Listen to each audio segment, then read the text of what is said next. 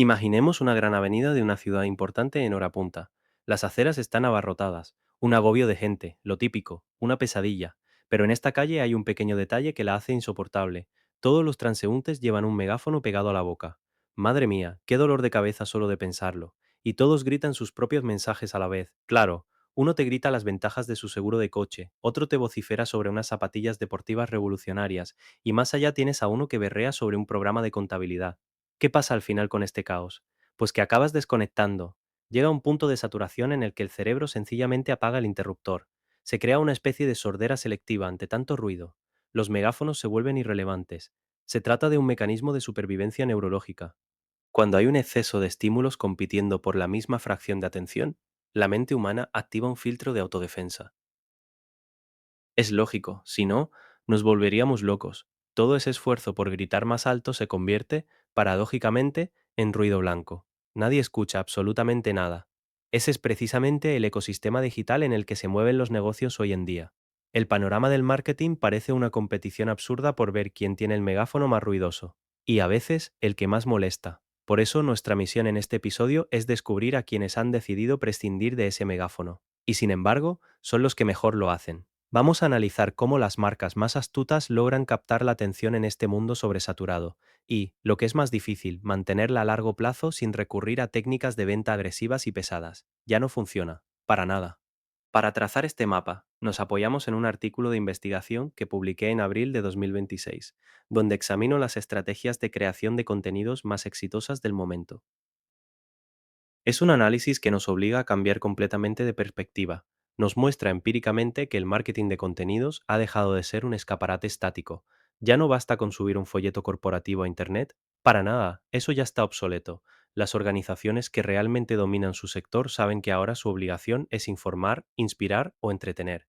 Y para lograrlo, se apoyan en 5 pilares que funcionan como un engranaje perfecto.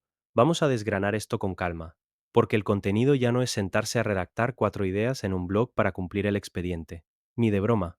Es una maquinaria complejísima que cruza psicología, tecnología y diseño. ¿Cuáles son exactamente esos 5 pilares? Forman un ciclo muy definido. El primero es la creación, generar piezas originales que resuelvan dudas reales, no lo que la empresa quiere contar. Ese es el valor de verdad. El segundo es la curación. Y aquí hay un matiz muy interesante. No todo el conocimiento tiene que proceder de la propia empresa. Filtrar recursos valiosos de terceros es vital. Ahora bien, surge una objeción lógica. Si el objetivo de una empresa es vender sus servicios, ¿no es un disparo en el pie mandar a la audiencia a leer artículos de otras personas? ¿O incluso de la competencia? Desviar la atención que tanto dinero cuesta conseguir parece un suicidio comercial. Sin embargo, la psicología de la autoridad funciona de otra manera. Cuando una marca se convierte en un filtro de confianza, la gente acude a ella de forma instintiva. Te ven como un experto, no como un pesado que solo quiere vender. No pareces un vendedor desesperado. La confianza que genera esa honestidad intelectual compensa con creces el tráfico que supuestamente se pierde. Nos convertimos en la fuente de la verdad. El tercer pilar es la conexión. Anclar el mensaje a una emoción reconocible para que no se olvide a los 5 minutos. El cuarto pilar es la comunidad. Hay que dejar de emitir monólogos para crear foros donde los usuarios puedan interactuar entre ellos. Y el quinto, que cierra el círculo, es la conversión. Al final hay que comer. Todo esto debe tener un diseño estratégico invisible que facilite de forma natural el paso a una acción rentable, como pedir presupuesto o comprar. Hay que recalcar por qué entender esta arquitectura es vital para cualquier proyecto. No se trata de sacar un sobresaliente en teoría, es la supervivencia, pura y dura. Es la llave maestra para reducir los costes de adquisición de clientes y acortar el ciclo de ventas. Aquí entramos en el meollo. Atraer la mirada durante 3 segundos con un titular espectacular es fácil. Cualquiera puede hacer clickbait. La verdadera sangría es conseguir que alguien se quede. Hablemos del consumidor final, del B2C. ¿Cómo se retiene a una audiencia con la capacidad de atención de un pez? La retención es el campo de batalla real. Y si miramos a empresas como Duolingo, vemos una maestría absoluta. Lo del búho verde es impresionante. No operan como una academia de idiomas, sino como creadores de hábitos. Utilizan un tono muy informal, a veces rozando la pasivo-agresividad humorística. Te hacen sentir culpable si no entras. Y lo combinan con notificaciones gamificadas que juegan con la aversión a la pérdida. La gente no entra para aprender un verbo en francés, sino para no perder su racha de 300 días. Han integrado su aplicación en tu ciclo diario de dopamina. Es brillante. Y luego está el fenómeno de Spotify con su campaña RAT cada diciembre. Cogen algo tan frío como una base de datos de horas de escucha y lo convierten en cultura popular. Lo fascinante es entender el mecanismo oculto. No se trata solo de un resumen bonito con colores, sino de un apadrinamiento de la identidad. Cuando Spotify te dice que perteneces al 1% de los mayores fans de un artista indie, te está proporcionando una herramienta sociológica. Te dan una insignia para que presumas, para que le grites al mundo que tienes un gusto exquisito. Por eso genera esa marea de compartidos orgánicos. Es puro ego, pero en el mejor sentido. Es el mismo principio que aplicó Old Spice, que usó un humor completamente absurdo para reposicionarse entre los jóvenes. Rompieron todos los esquemas de cómo vender un desodorante clásico. Y me gusta verlo desde una perspectiva más de calle. Exigir una compra inmediata es como acercarte a un desconocido en una cafetería y pedirle que te avale la hipoteca. Llamarían a seguridad directamente. Pero las marcas inteligentes como The Skim con sus boletines saben que primero invitas a un café, cuentas una historia interesante y, semanas después, ya puedes pedir algo. La interactividad y aportar valor es lo que construye la relación. Mira los test virales de BuzzFeed, por ejemplo, un clásico de Internet. Tienen unas tasas de finalización del 96%, incluso siendo patrocinados. Es una locura estadística. Es una anomalía total, pero ocurre porque al cerebro le fascina descubrir parcelas de su propia personalidad, aunque sea para saber qué tipo de bocadillo sería. Te ponen en el centro del escenario. El mecanismo es impecable. Ahora bien, surge una objeción importante. Todo esto suena fantástico cuando vendes algo divertido. Es fácil ser ingenioso vendiendo listas de reggaetón o champú, pero ¿qué pasa en el B2B? Si vendes software de encriptación para bancos o camiones de obra, ¿realmente tiene cabida la creatividad lúdica?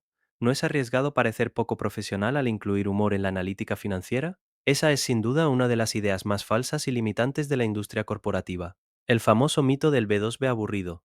Parece que se ponen una corbata y dejan de ser humanos, pero la realidad lo desmantela. El director de compras o el jefe de sistemas son seres humanos. Su cerebro procesa historias igual que cuando ve una serie en el sofá de su casa. El caso de Volvo Trucks es el mejor ejemplo. La refutación perfecta. Hablamos del anuncio histórico de Jean-Claude Van Damme, el del Epic Split. Imagínate, un amanecer dorado, Eña de fondo y Van Damme abriéndose de piernas, suspendido entre los retrovisores de dos camiones gigantes que retroceden. Una barbaridad. En nada superó los 100 millones de visitas. Pero fíjate, lo magistral no es la viralidad vacía, es una demostración hiperprecisa del producto. Te demuestra la estabilidad de los camiones. ¿Cómo convencerías a un jefe de flota de la dirección dinámica? No le pasas un PDF soporífero de 30 páginas, le muestras una metáfora visual inolvidable. Visto así, tiene todo el sentido del mundo. O lo que hizo Adobe con su campaña Click Baby Click. Se burlaron de la obsesión que tienen las agencias por acumular visitas basura para vender su software de analítica. Usaron la sátira para sacar a la luz un problema empresarial. Un director de marketing sufre si tiene clics pero no ventas. Le exigen resultados. Adobe lo presenta como una comedia, genera empatía y se posiciona como la solución seria. Zendesk hizo algo similar al comparar las crisis empresa-cliente con discusiones de pareja. Humanizan por completo el conflicto corporativo. En definitiva, el B2B no tiene por qué ser una escala de grises, y no hace falta tener a Van Damme. Compañías como HubSpot, Ahrefs o Shopify lo hacen creando academias gratuitas y guías exhaustivas. Educan de forma transparente antes de pedirte un euro. Se posicionan como líderes en la mente del profesional. Cuando esa persona tiene presupuesto, no busca en Google, va directo a quien le enseñó gratis. Es la mecánica de la confianza. En las ventas complejas, que pueden tardar meses en cerrarse y que ascienden a miles de euros, educar es el atajo más seguro. Una vez que hemos derribado el mito del aburrimiento, nos encontramos con un gran obstáculo logístico. ¿Cómo produce un equipo de marketing toda esta cantidad de contenido a escala global? Ahí entramos en terreno pantanoso y toca hablar de la protagonista de la década, la inteligencia artificial generativa. Suele decirse que la IA es como un piloto automático o un pinche de cocina. Yo creo que esa metáfora se queda muy corta. Para mí, la IA es más bien como un exoesqueleto mecánico industrial. Piensa en un operario de almacén. Él solo puede levantar cajas de 20 kilos, pero si se pone un exoesqueleto mecánico, de repente tiene fuerza para levantar vigas de acero de 500 kilos sin pestañear. La IA hace eso con las palabras. Herramientas como ChatGPT otorgan al redactor una fuerza sobrehumana. Procesa miles de informes, genera docenas de variaciones en segundos y se encarga del trabajo más arduo. Pero el exoesqueleto no tiene voluntad propia. Sigue necesitando un ser humano que decida la dirección y evite tropiezos. Si la máquina decide por sí sola, el contenido sabe a plástico. Y esto conecta directamente con la advertencia que lancé en mi investigación. El papel de la tecnología es dual, nunca sustitutivo. Te asiste. La IA es imbatible a la hora de analizar bases de datos inmensas para encontrar esas búsquedas hiperespecíficas o long tail o para probar qué asunto de correo funciona mejor. Es fuerza bruta aplicada a la optimización pura y dura. Pero confiar ciegamente sin filtros humanos es un billete hacia la irrelevancia. La supervisión humana es imprescindible para detectar errores y sesgos y, sobre todo, para inyectar empatía, ironía y un tono genuino. La máquina teclea rápido, pero el ser humano es quien orquesta la melodía para que emocione. Y no todo es texto. El salto a los formatos inmersivos cambia las reglas del juego. La realidad extendida se ha convertido en un imán para la memoria. Pienso en la Wonderbolt de Oculus en realidad virtual, las Happy Goggles de McDonald's o los espejos de realidad aumentada de Coca-Cola. Un cínico diría que son caprichos caros para llamar la atención. Y esa persona estaría cometiendo un error garrafal. La industria lo llama storytelling sensorial y tiene base neurológica. Al interactuar físicamente, se esquiva la corteza analítica del cerebro. El mensaje entra por la experiencia espacial. Se te queda mucho más grabado. El impacto de haber vivido la marca durante 3 minutos crea un ancla en la memoria mucho más robusta que leer un artículo de forma superficial. Cambia la profundidad del recuerdo. Pero nos topamos con la cruda realidad. Tienes un diseño increíble, la IA a tope y una experiencia inmersiva. Pero si lo subes a un rincón de tu web y no hay una estrategia detrás, es tirar el dinero. Es como organizar la fiesta del siglo y no mandar invitaciones, nadie va a ir. Entonces, ¿cómo estructuran la distribución las marcas líderes para que esto no pase? Entramos en lo que podemos llamar el laboratorio de distribución. Empresas como Splunk o Factset utilizan el concepto de centro de contenidos. La premisa es revolucionaria, por lo simple que es, dejar de crear 100 ideas mediocres al mes. En su lugar, concentran el esfuerzo en crear una única pieza monumental, un estudio de 50 páginas sobre el futuro del sector, muy riguroso. En lugar de subir el PDF y rezar, entra la trituradora, el despice sistemático. De esas 50 páginas, sacan un seminario web de 1 hora para especialistas. Luego, aíslan el dato más llamativo y hacen un clip de 15 segundos para TikTok. Se adaptan al algoritmo. Crean un carrusel paso a paso para LinkedIn, infografías para Pinterest y secuencias de correos para convencer a los indecisos. Exprimen la idea al máximo en todos los canales. Pero, claro, todo esto nos lleva a la pregunta incómoda de siempre. ¿Cómo sabemos si funciona? Y aquí quiero ser crítico, porque hay mucha adicción a las métricas del ego. A todos nos gusta ver una publicación en LinkedIn con 1000 recomendaciones. Te sube el ego. Pero esos aplausos no pagan nóminas. ¿Cómo miden el éxito real las marcas que de verdad dominan? Clasifico la medición en 4 etapas. La primera es la visibilidad, impresiones, tráfico, lo más básico. La segunda es el engagement, comprobar si la gente se detiene de verdad a consumir el contenido o si huyen a los 3 segundos, y aquí es donde casi todas las campañas se detienen y celebran. Y es un error fatal, la supervivencia se decide en las otras 2 etapas. La tercera es la generación de demanda. ¿Ha facilitado el usuario sus datos? ¿Hay prospectos cualificados? Leads reales. Y la cuarta, la prueba de fuego, resultados comerciales. Hay que trazar un mapa desde que el usuario vio un vídeo hasta que firmó el contrato y pagó semana después. Conectar el principio creativo con la cuenta bancaria de la empresa.